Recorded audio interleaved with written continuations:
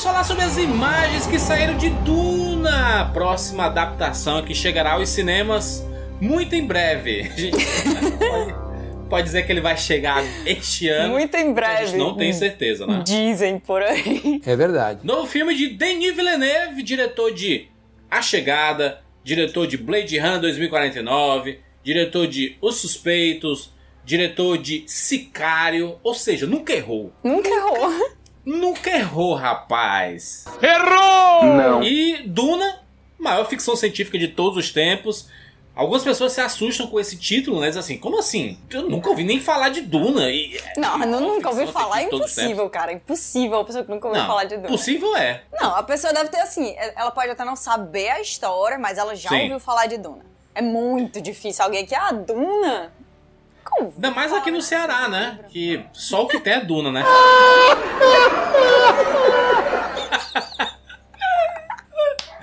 Jesus. Terceira vez que a gente tá gravando esse vídeo.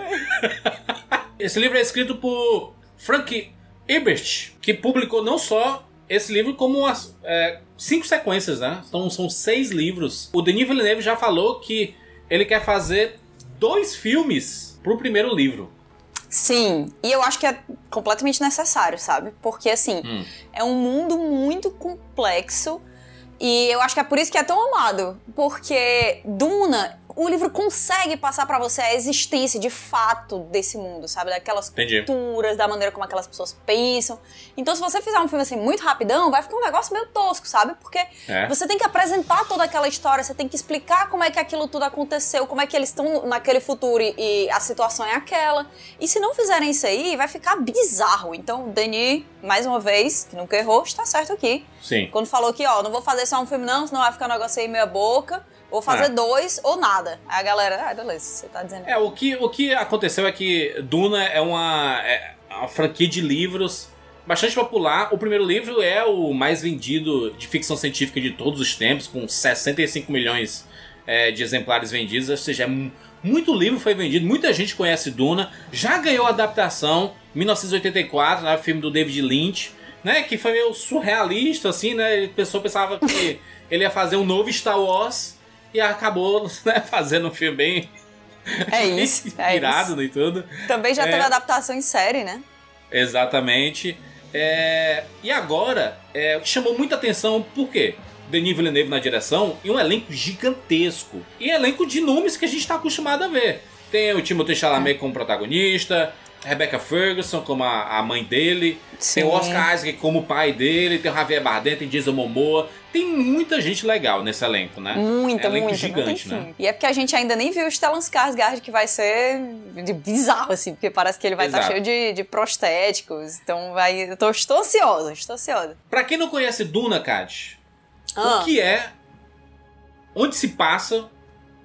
Que diabos é isso? Nesta sexta, no Globo Repórter. Duna é uma história que se passa milhares de anos no futuro, só que se passa num futuro que a gente não imagina muito bem, porque existiu no passado deles uma grande guerra entre humanos e máquinas, então computadores que... Exterminador do Futuro, é o futuro do Exterminador do Futuro? Não, não. Máquinas que tentam simular o pensamento humano, a consciência humana, elas são estritamente proibidas. Então que a gente não tem supercomputador, a gente não tem, tipo, todas as coisas que a gente tá acostumado a imaginar nesse futuro, né?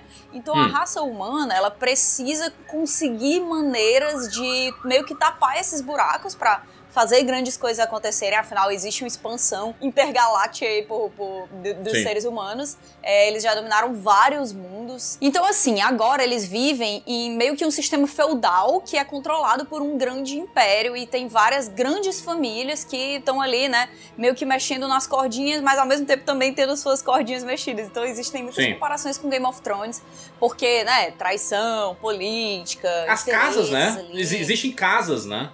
As casas, inclusive aqui a gente vai acompanhar a casa Atreides por causa do protagonista, do Paul Atreides, né? E a história inicia ali em Caladan, que é o lugar onde eles vivem, mas eles estão de mudança para um lugar muito importante, que é o planeta Arrakis, conhecido como Duna.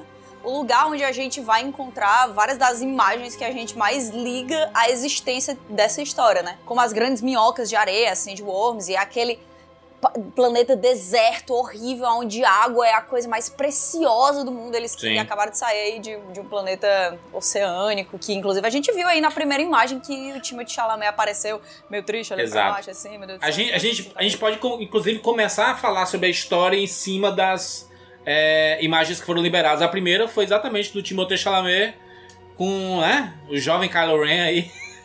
Jovem Kylo Ren. A maldade, meu Deus. O pessoal criticou muito porque o Timothée Chalamet, ele tem... existe um fandom muito grande em cima dele, né? Porque é um dos atores mais queridos dessa geração. Participou de filmes bem diversos. Ao mesmo tempo que tem muita gente que não gosta dele. E, inclusive, falam que esse filme tem a reunião dos 3 públicos que os extremos deles, juntos, podem implodir o mundo, né? Que é o nerd, o cinéfilo e o fã do Timothée Chalamet, né?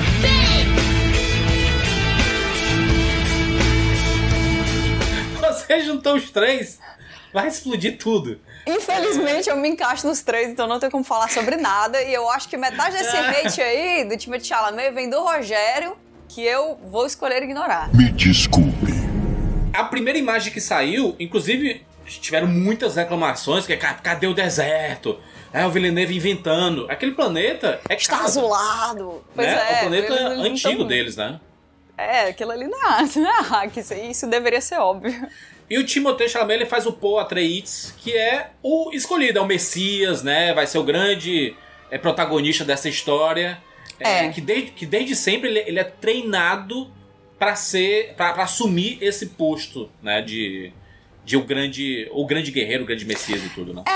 Ele é um Messias fabricado, né? Porque ele é uma pessoa que é fruto de uma seleção genética que vem aí há muitas gerações por causa de um grupo, de uma irmandade que existe nesse mundo chamado Bene Gesserit, da qual a mãe dele faz parte, a Lady Jessica, que é interpretada pela Rebecca Ferguson aqui, que está perfeita. Meu Deus. Inclusive, a segunda imagem que saiu foram deles 2 juntos, né? Eles 2 juntos em Arrakis, já em Duna, que é um planeta de, assim, enorme interesse para esse universo, porque lá é o único lugar onde pode ser encontrado, assim, o objeto de desejo de todo esse povo, que é o tempero, a especiaria, que é uma substância chamada melange.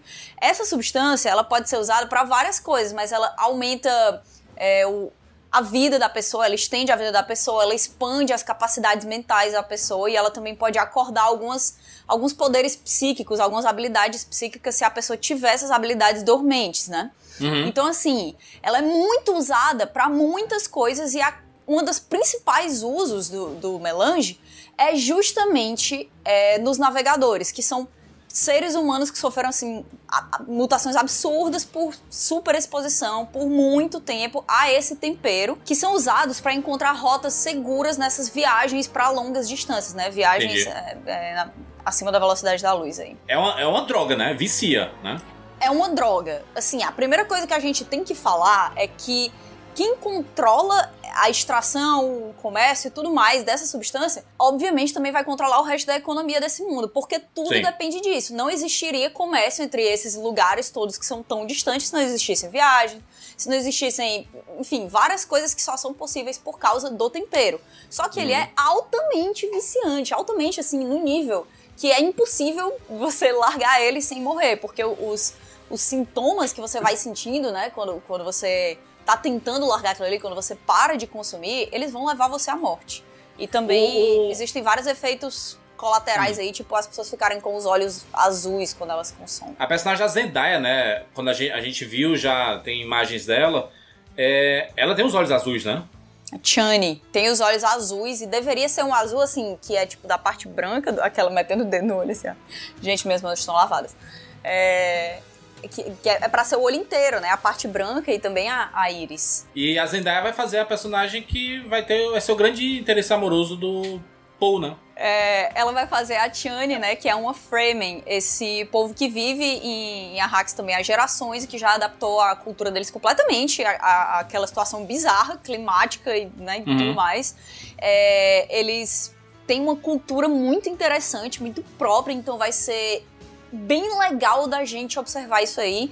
E ela é filha do maior ecologista lá de Arrakis, que aqui é interpretado por uma mulher, Juras. Sim, a Sharon Duncan Brewster, que inclusive esteve lá na série Sex Education. Ela faz uma das mães do nadador, né? E aí ela tem essa personagem, inclusive o visual dela iradíssimo. Iradíssimo, né? Ficou iradíssimo. Gostei demais. Assim, o gênero do personagem não é muito importante, então eu acho que eles vão trabalhar isso bem. Uma das coisas que eu não gostei muito foi a justificativa, eu quis que fosse mulher porque é uma pacifista e não sei o quê, e aí mulheres fazem isso bem, acho que foi desnecessário, porém, vale dizer que várias coisas nesse artigo da Vanity Fair estão meio erradas, meio mal pesquisadas, então eu também não, assim, né, não é uma absurda crítica à Vanity Fair, mas de vez em quando isso acontece mesmo, até quando você tá falando uma coisa que é tão amada, é difícil a galera saber tudo, né? A gente viu, inclusive, nas vestimentas, principalmente dos personagens do Timothée Chalamet e da Rebecca Ferguson, que eles têm uma espécie de um respirador no nariz, né? Na verdade, a roupa inteira, né, que é o steel suit, o traje estilador, que é feito pra manter a umidade do corpo lá, pra reutilizar qualquer tipo de umidade de água que saia do nosso corpo, porque eles estão em Duna, e Duna é esse deserto que não tem pena de ninguém. Então, se eles não usarem isso aí, vai ser complicado a vida deles. Porque a água é muito valiosa, né? Então, não pode desperdiçar absolutamente nada. Nem suor, nem urina, nada, né? Exatamente. Nem a umidade da sua própria respiração pode ser simplesmente desperdiçada aí. A gente viu uma foto do Jason Momoa, que... Né, o Jason Momoa, né? O Aquaman, que vai ser o espadachim que é o treinador do Paul. Sim, o Duncan Idaho. Ele é um personagem que eu tava, assim, meio preocupada de ser o Jason Momoa, porque o Jason Momoa, ele é pesado, né? Ele é, tipo, gigante, assim, meio pesadão. E o Duncan, por ele ser esse espadachim e tal, eu, pelo menos, imaginava ele uma pessoa bem leve, muito flexível e... Sabe? Mas, quando eu vi as fotos, a preocupação sumiu, assim, ó, no ar. Porque ficou irado, ficou muito bom. Ele tirou a barba, né? Então mudou completamente a pessoa que ele é.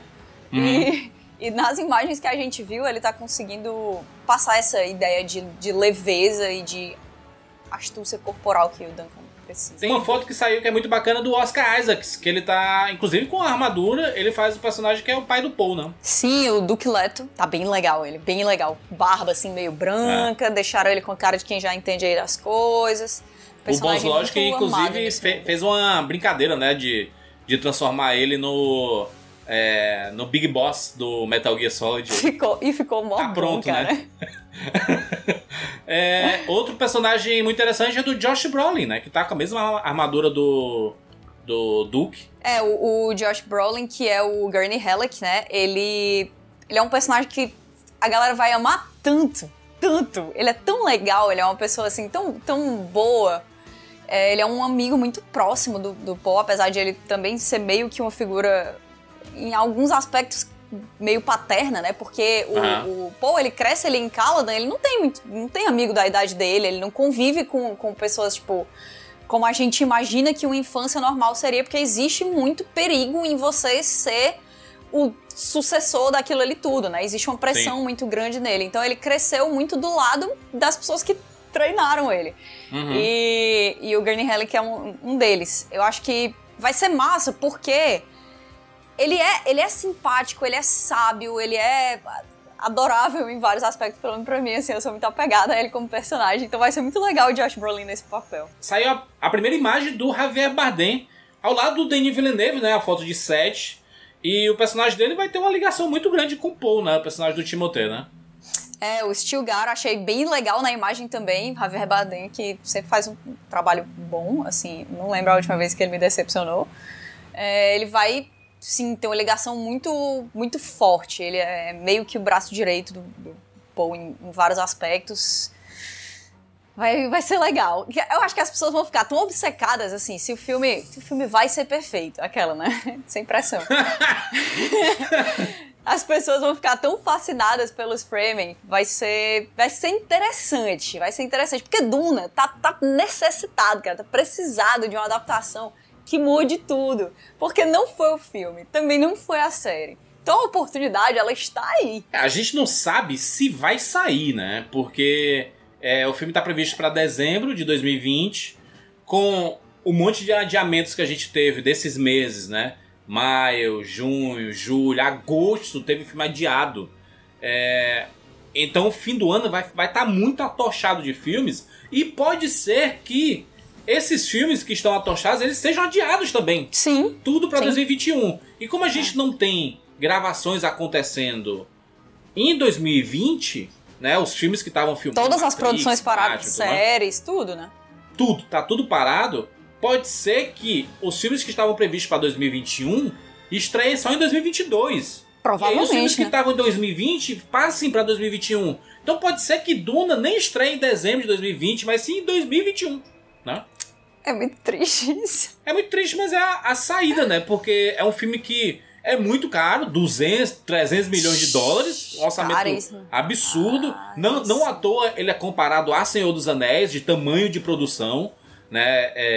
E da saga grande e tudo mais. Sim, tem a relação com comparação Game of Thrones, com o Senhor dos Anéis é só o que tem, né? Mas em termos de dinheiro aqui, o que foi gasto foi uma aposta gigante do estúdio. Ninguém pode nem dizer assim, uma aposta cega, né? Porque é uma história que é muito amada e que tá aí pra ser aproveitada, como a gente falou. Mas, putz, olha essa grana. Olha esse elenco. Mas ele pode sofrer o que, sei lá, alguns filmes acabam sofrendo pro próprio Avatar, né? O Avatar não teve problema financeiro, né? Foi o filme de maior bilheteria de todos os tempos por 10 anos, pelo menos. Mas muita gente falava assim, essa história eu já vi. É Pocahontas. É John Carter. Eu já vi essa história. E o Duna, ele pode sofrer um pouco disso, porque muita gente bebeu da fonte de Duna. Inclusive o próprio Game of Thrones, a separação por casas e tudo mais, a estrutura política, a discussão religiosa, filosófica que tem em Duna, foi muito replicada na cultura pop. E Game of Thrones foi escrito 30 anos depois de Duna, né?